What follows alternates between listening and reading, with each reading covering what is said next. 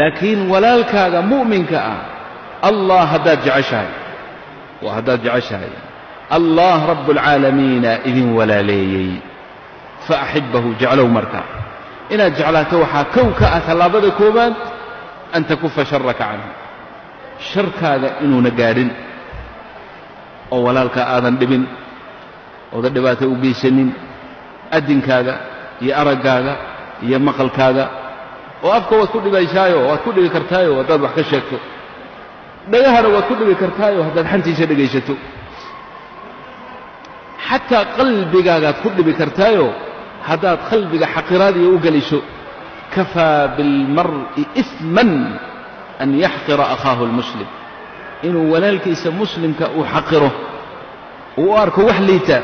ayaa dambi ugu filan buu nabigu yiri sallallahu alayhi wa alihi wa sallam marka walaalka in aad al-adha ka dhowrto yani ilaahay wuxuu ka ratibay oo uu ka dhaliyay natiijada kafu al-adha 'an al-mu'minin lama koobi karo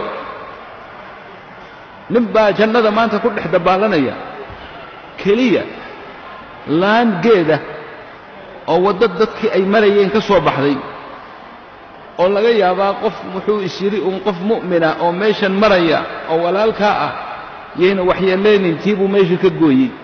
nabigu wuxuu yiri haddaan arkaa jannadii buu ku dhex dabaalanaya jannada ilaahay ku geeyay